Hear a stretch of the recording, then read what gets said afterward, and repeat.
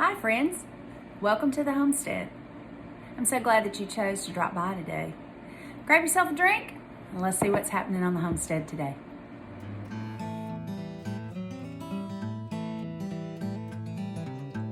Hey friends, we are back in the homestead kitchen and today we are working on eggs.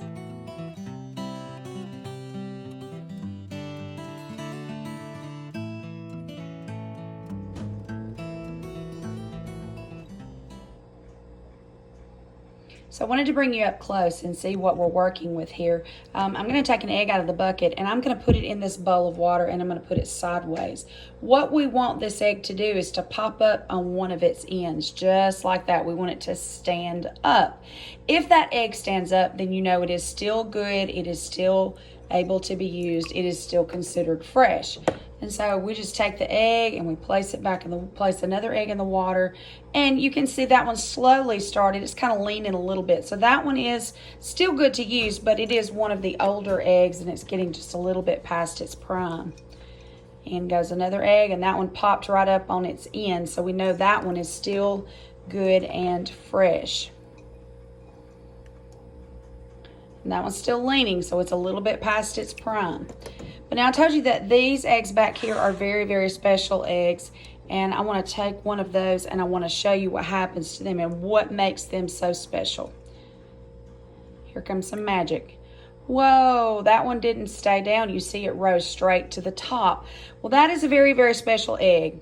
Any egg that rises up to the top in your bowl of water and doesn't stay on the bottom, even if it comes up slowly, is not a fresh egg.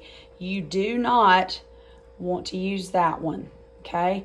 You can see those they're floating. That one didn't come all the way to the top, but it is floating. Floating eggs are bad eggs.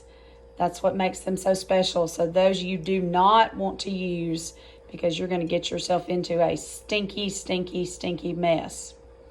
That one came to the top as well. So that's what makes those very special. They are rotten. And if you've ever had any contact with a rotten egg, you know that's not a good thing. That one's still good. So don't use the floating eggs. Now you see that one is still a good egg, but it's got a piece of paper stuck to it. I actually take old bills and old mail and I shred them in my shredder, and I've used that as bedding to supplement the bedding that's in my chickens' pens.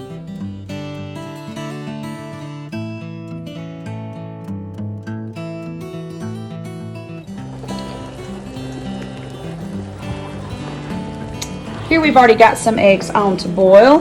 Put a little bit of water around them. I've got a little bit of vinegar in there, and I'm just going to boil them, and then we're going to be ready to make pickled eggs out of those.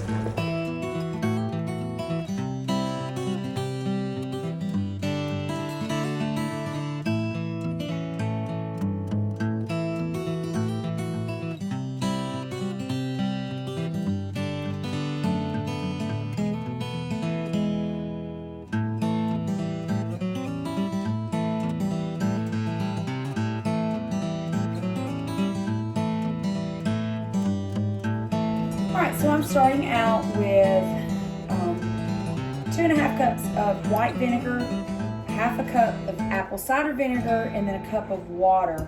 I'm going to start by pouring that into my saucepan.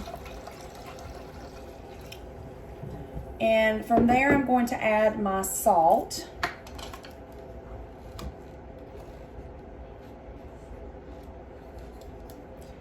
I like to use pink Himalayan salt or coarse salt.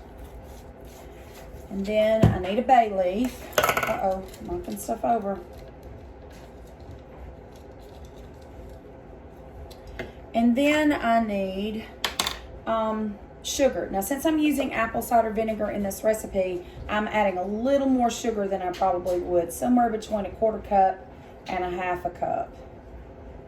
I'm gonna leave that in case we need to add some more. And then I'm going to add some pickling spices. Now this one's going to be a little low on the pickling spices because that's all I've got. But the great thing about this recipe is you can go back and you could add this a little bit later.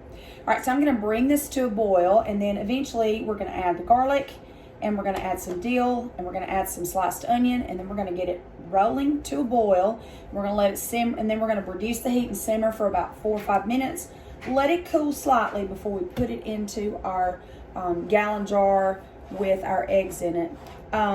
This is just a recycled jar. This used to hold pickles, and I've just got a top that matched it that would fit it to go in here as well.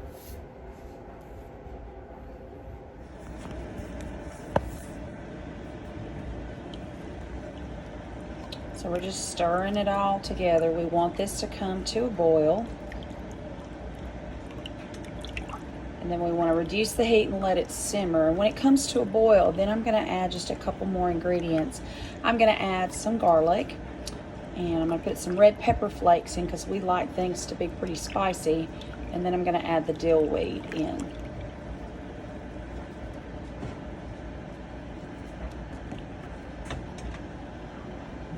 Anybody know that's a handy little thing right there for a spoon rest?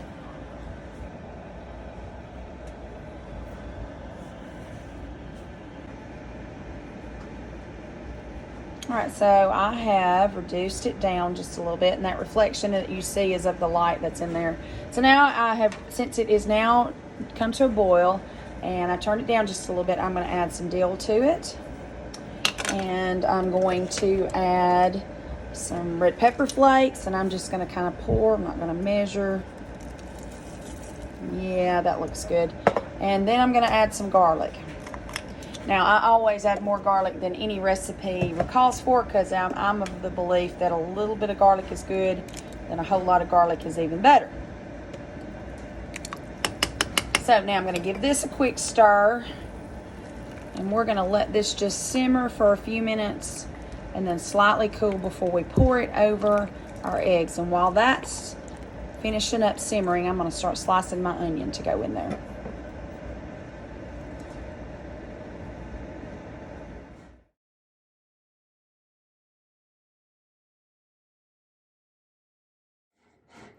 So our brine has slightly cooled. We've got our gallon jar of eggs, and we've got our onion cut up. I actually cut up a whole onion, but because I know this jar is very full, the entire onion may not fit into it. So what I've done is I've got a mason jar, and I put the rest in there, and any extra brine I have, I will put in over those when we're finished. But what we're going to do is just take some of these, and we're just going to separate the onion rings, and we're going to put them on top. Now, this step is optional, but I do like pickled onions on my salad. Some people just like to eat the pickled onions straight out of the jar. I just pick them out and put them on my salad. My husband just scoots them around, and he doesn't bother eating them. He just scoots them around until he can get an egg. But it does lend a little bit of an onion flavor as well. So I just kind of scoot them around in there into the cracks and crevices, and then I'm going to pour the brine over until we get it full. So I've just got a canning funnel here that has a wide mouth, and I'm just going to pour this over into it. All the spices, all the garlic has settled to the bottom. Should have given it a good stir, but you can see it's filling up, and it's not going to have much brine, not going to have much room left.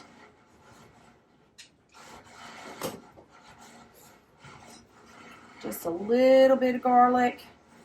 I want to get all of that in there that I can.